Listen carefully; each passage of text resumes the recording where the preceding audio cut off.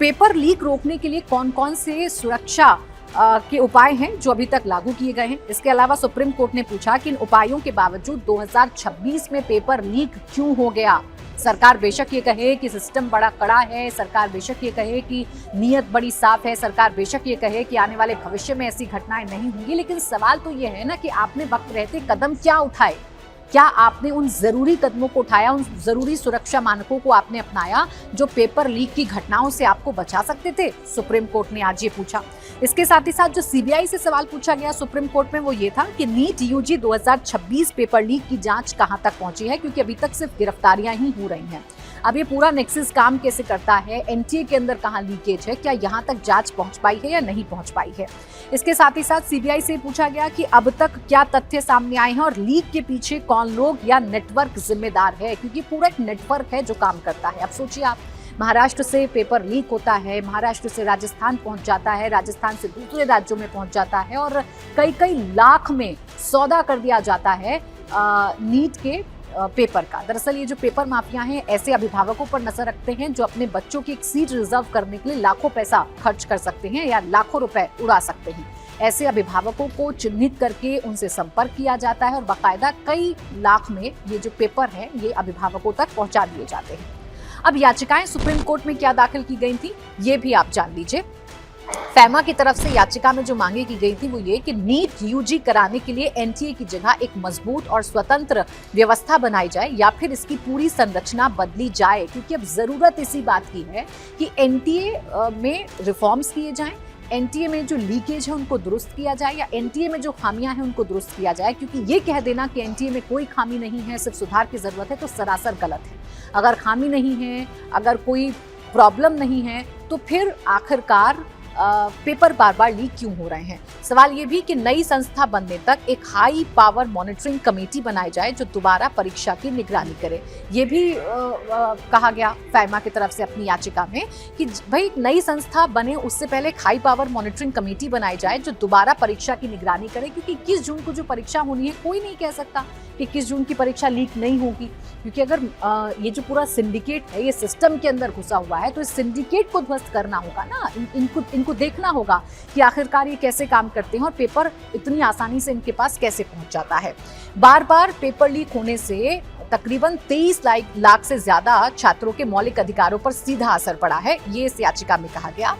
अब जो बेंच सुनवाई कर रही है उसमें रिटायर्ड सुप्रीम जो इसमें शामिल हो। दरअसल जिस हाई पावर कमेटी की बात कही गई है फैमा की तरफ से कि एक हाई पावर कमेटी बनाई जाए, उसमें कौन कौन शामिल होना चाहिए, तो एक रिटायर्ड सुप्रीम कोर्ट के जज इसके चेयरमैन होने चाहिए, साइबर सिक्योरिटी एक्सपर्ट को इसमें शामिल करना चाहिए और फॉरेंसिक साइंटिस्ट को भी इसमें शामिल किया जाना चाहिए, ताकि पेपर लीक की घटनाओं को हमेशा हमेशा के लिए रोक दिया जाए। क्योंकि यह मसला 23 लाख छात्रों का है, उनके हक का है, उनके भविष्य का है, उनकी आवाज का है। तो पेपर लीक को रोकने के लिए फैमा की तरफ से याचिका जो है वो दाखिल की गई। इसके अलावा यूनाइटेड डॉक्टर्स फ्रंट यानी कि यूडीएफ की तरफ से भी सुप्रीम कोर्ट में याचिका लगा के मांग ये की गई कि एनटीए को मौजूदा व्यवस्था को भंग कर दिया जाए और नई राष्ट्रीय परीक्षा एजेंसी बनाया जाए। ये फैमा की तरफ से भी और यूडीएफ की तरफ से भी आज सुप्रीम कोर्ट में मांगे की गई हैं। अभी तक इस केस में हुआ क्या क्या है, हुआ ये है कि पार्लियामेंट की स्थायी कमेटी ने इस मामले में स्वतः संज्ञान लिया है। एनटीए के चेयरमैन एक बार पेश हो चुके हैं और एनटीए के चेयरमैन ये कह चुके हैं कि पेपर लीक नहीं हुआ, जबकि सीबीआई ये मान रही है कि पेपर लीक हुआ है। इसलिए आज दोबारा एनटीए के चेयरमैन को बुलाया गया था और सीबीआई को भी बुलाया गया था ताकि सच सबके सामने आए। सवाल सिर्फ इतना भर है कि खामियां हैं, सवाल सिर्फ इतना भर है कि कमियां हैं। बजाय इसके कि उनको दुरुस्त किया जाए, बजाय इसके कि उन्हें पॉइंट आउट किया जाए, क्या इस पर पर्दा डालने की कोई कोशिश की जा रही है। हम सिस्टम को दुरुस्त करने की बात करते हैं, हम गिरफ्तारियां करते हैं, लेकिन क्या ये जांचने परखने की कोशिश की जाती है कि एनटीए के सिस्टम में कितने लीकेज हैं। अभी तक पेपर लीक मामले में 13 आरोपी गिरफ्तार किए जा चुके हैं, जिसमें मनीषा हवलदार फिजिक्स टीचर हैं पुणे की, एग्जाम से पहले फिजिक्स के पेपर लीक का आरोप इन पर लगा।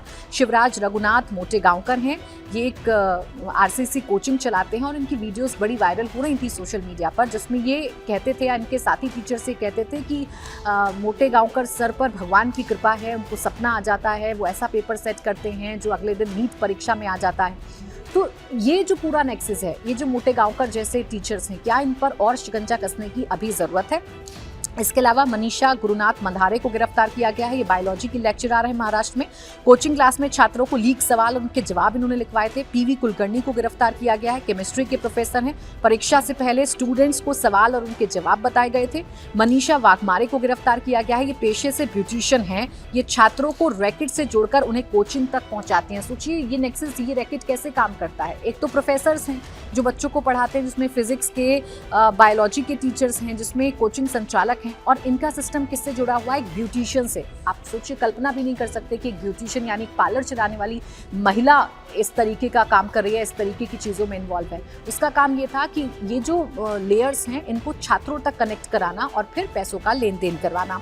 धनंजय लोखंडे ये एक दलाल यानी ब्रोकर के तौर पर काम करता था। मनीषा वाघमारे से पेपर लेकर ये कई लोगों से सौदा करता था। शुभम खैरनार, यश यादव, मांगीलाल बिमवाल, दिनेश बिमवाल, विकास बिमवाल, डॉक्टर मनोज शिरूर, हर्षद कुमार शाह, इनको अभी तक गिरफ्तार किया जा चुका है इस पूरे मसले में। लेकिन इनकी गिरफ्तारी के बाद भी अभी भी ये प्रश्न हम सबके सामने है कि एनटीए में जो कुछ गड़बड़ियां हैं या एनटीए को जिस उद्देश्य के साथ बनाया गया था, क्या वो एम्स फुलफिल हो पा रहे हैं, क्या वो टारगेट अचीव हो पा रहे हैं, ये बड़ा सवाल है।